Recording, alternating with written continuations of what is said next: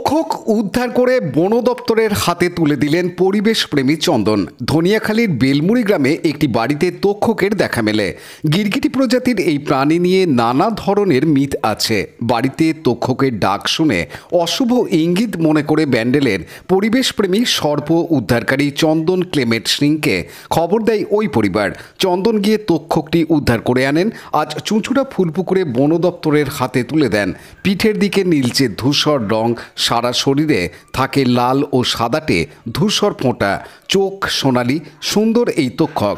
চন্দন বলেন, তক্ষক গোকনিডি গোত্রের একটি গিরগিটি প্রজাতির প্রাণী। এই প্রাণী খুব কম দেখা যায়, তাই বিরল। তক্ষক নিয়ে অনেক প্রচলিত ধারণা আছে মানুষের। কেউ মনে করেন বাড়িতে তক্ষক থাকা অশুভ, আবার কেউ মনে করেন তক্ষক থেকে যৌবন ধরে রাখার ওষুধ তৈরি হয়, তাই বহু মূল্যবান এই প্রাণী। কোথা থেকে পেলেন? এটাকে বাংলায় বলে তক্ষক, ইংরাজিতে গেকো। এটা বেলমুড়ি সংলগ্ন অঞ্চলে একজনের বাড়িতে রাত্রেবেলা তককে তককে এরকম আওয়াজ হচ্ছে। তো উনি সেটা অনুসন্ধান করতে করতে দেখেন ঘরেরই একটি জায়গায় একটি খোঁজের মধ্যে এইটা আছে এবং আমার সঙ্গে ফোনে যোগাযোগ করে। আমি তাকে আশ্বস্ত করার চেষ্টা করি যে এটা কোনো চিন্তার কিছু নেই, এটা তক্ষক, এটা থাকা ভালো এবং আপনি তো আনেননি, স্বাভাবিকভাবেই আছে এবং ওটা তাহলে স্বাভাবিক পরিবেশ এবং ওখানে স্বাভাবিকভাবে বংশ বিস্তার করতে পারবে। কিন্তু ওনাকে ফোনে এবং নির্বিষ ওনাকে কিন্তু কোনোভাবেই আশ্বস্ত করতে পারলাম না। তখন সেটিকে উদ্ধার করলাম, করে আমি আজকে বন দপ্তরের কাছে জমা দেব। এটা মূলত পরিবেশে ম্যান্টিস, ওই ঘাস ফড়িং, মিলওয়ার্ম এই জাতীয় খাবারগুলো খায়, খেয়ে পরিবেশকে নিয়ন্ত্রণ করে এবং এটি নির্বিষ। এবং বাজারে এ নিয়ে প্রচুর রকমের মন্তব্য প্রচলিত আছে, এর প্রচুর দাম, জানা নেই সত্যতা। এবং এটা চায়নাতে পাচার হয় এবং এর বিভিন্ন মেডিসিনাল ভ্যালুজ আছে।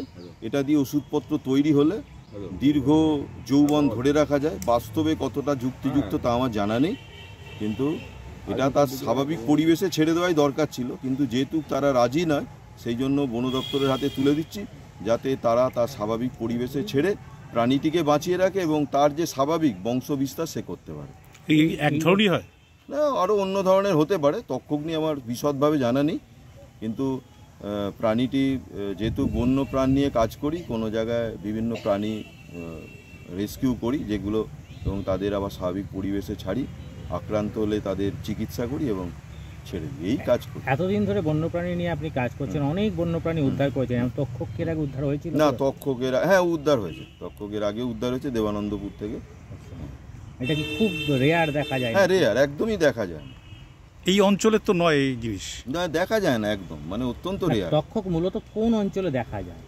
এটা মূলত পাহাড়ি অঞ্চলে এবং যে সমস্ত জায়গায় পুরনো বটগাছ আছে, পুরনো বাড়ি আছে, সেই সমস্ত জায়গায় এরা কিন্তু স্বাভাবিকভাবে এদের বাসস্থান। কিন্তু বর্তমানে দুটোরই সংকট দেখা দিচ্ছে, ফলে কোনোভাবে ঘরে চলে এসছে এবং ওনারাও জানতে পারতেন না যদি আওয়াজ না করত। মানে এর আওয়াজটাই কি একটু অন্যরকম? হ্যাঁ, একটু অন্যরকম। কি আওয়াজ করে? টাটকা এরকম করে আওয়াজটা করে, সেই আওয়াজেই ওনারা জানতে পারেন যে এই অন্য কিছু।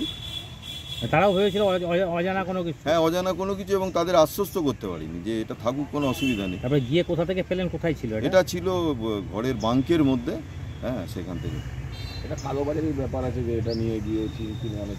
হ্যাঁ, এগুলো নিয়ে প্রায়শই আমরা খবরের মাধ্যমে জানতে পারি যে এর অনেক দাম, এ দিয়ে ওষুধপত্র তৈরি হয়, এটার ওষুধপত্র খেলে বিভিন্ন মানুষ অনেক দিন ধরে যৌবন থাকে, ধরে রাখতে পারে।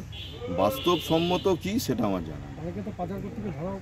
হ্যাঁ, এরকম খবরের মাধ্যমে আমরা জানতে পারি। আনুপালের report, Hooghly TV. Like, share, subscribe করুন হুগলি টিভি। খবর এখন বুক পকেটে।